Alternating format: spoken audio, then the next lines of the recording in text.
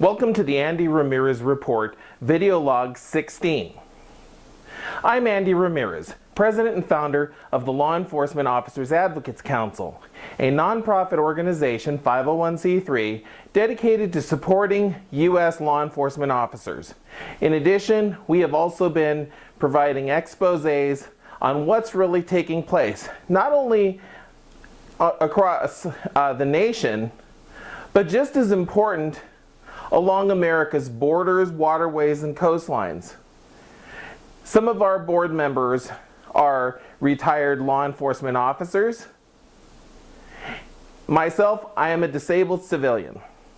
But as you can tell by my attire, I'm also a former hockey player. And pretty clear whose team I support in the Stanley Cup Finals. However, I'm here today to accept a call for debate by Congressman Paul Ryan from Wisconsin. And he made it very clear in published statements that he will debate anybody who says that this comprehensive immigration reform is amnesty. Well, sir, I accept your challenge. And as we do on the ice, whenever there's a challenge, it's time, sir. Now, first and foremost, I will debate you happily in Washington, D.C., or right here in California.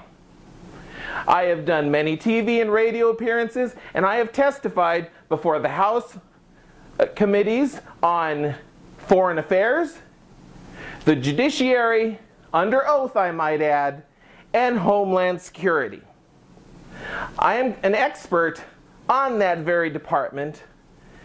On top of that, I am also certified in the U.S. federal court system as a legal expert on that very department. Now, when it comes to the issue of amnesty, which, let's face it, it is Shamnesty 744, the current bill that is going through the United States Senate right now on the floor. It should have been called the U.S. Immigration Capitulation Act of 2013, because, sir, that's exactly what it is. Now, this isn't about being what you would call disrespectful, because that's not my intention here. But as I learned as a hockey player, when somebody issues you a challenge and rings that bell, you drop the glove, sir. Now, we're not going to do it in the way that I did years ago as a kid. Just boys having some fun, if you will. No, this is for real, and this is for keeps, because what's at stake is the United States of America, its future, and its security. And anybody who is going to say otherwise doesn't have a darn clue what they're speaking about, sir. First and foremost, border security. There are people who think we've actually been doing something to improve border security in the United States. And I have testified about that repeatedly. I have briefed members from across the United States who currently serve today and served in the years past. And let me tell you, sir, go to my website, andyramirez.com, and click on the documents link. And you will see my testimony and reports. Because let's face it, DHS hasn't been telling the truth since its inception. It hasn't told the truth under the Bush administration, and it sure as hell hasn't told the truth under the Obama administration. The lies keep growing and growing and growing like a mountain of Bandini's finest, also known as manure. Now, sir, the issue is that it is amnesty. And the reason it's amnesty, take a look at the pattern of misconduct at the Department of Homeland Security itself. And we'll focus on CBP. CBP has been led over the years by Commissioner Robert Bonner, Commissioner Ralph Basham, Deputy Commissioners including David Aguilar, I'll come to him in a moment, current Chief of the Border Patrol, Mike Fisher, and of course, let's not forget Jason P. Ahern and Thomas Winkowski. Because those are your top dogs, your 4 top dogs at CBP. Perhaps I can urge you to go to the Washington Times and take a look at an old article by Sarah Carter back in 2007 and refer specifically to the Carpenter Memo. This was issued in El Paso by Customs Chief George Carpenter. And in it, you will see that customs officers were not allowed to ask for a person's documentation. They were not allowed to send anybody back because our nation, as I testified before committee, and I will state again, is more concerned about trade and commerce than national security. You look at all the boots on the ground in the Border Patrol, from 4,000 plus to 21,000. But we're not talking about the agents who voluntarily left or were forced to leave the agency under the leadership of David Aguilar. How about the number of agents, especially at the management level, who weren't even close to mandatory 57, who suddenly retired out of nowhere years before they were even close to it? And why?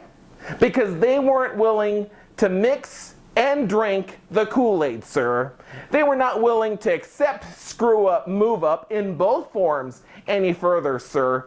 And they were not willing to go along to get along, sir.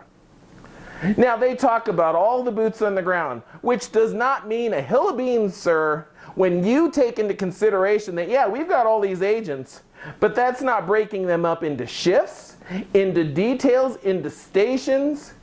And right now, we're not even sending them out. They're not hardly able to do their job. Under sequester, where they should be deployed to the field, nope, they're on desk duty. They're basically transferring paper. They're working detention centers. They're doing everything else but what they were trained to do, which is apprehend. They're not cutting sign. They're cutting paper.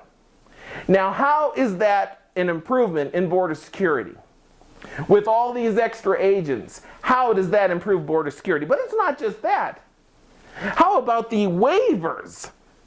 DHS has issued waiver after waiver after waiver. They even have an ombudsman, an illegal alien ombudsman, to help them get processed quicker. Now, you take a look at the Gang of Traitors bill, and how is this not amnesty? Or as it really is, a sham. Therefore, shamnesty. And since they're scamming the American people, it's scamnesty. How can you sit there with a straight face and tell us otherwise? And I know you're a man of high position.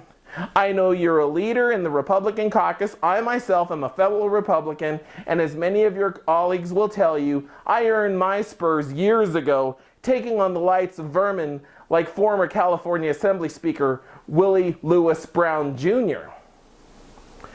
Yeah, there's a few colleagues from the California delegation on both sides of the aisle who could tell you about that one, Mr. Chairman. But let's get back to the facts here. You said you will accept a debate. I'm here to accept your challenge. But I have a better idea. Why don't you bring along a couple friends, elected colleagues, perhaps maybe somebody from the Gang of Traitors. I would encourage you to do so, and I'll bring along a couple of my friends. Hell, I'll bring along 2 specialist, retired law enforcement federal agents.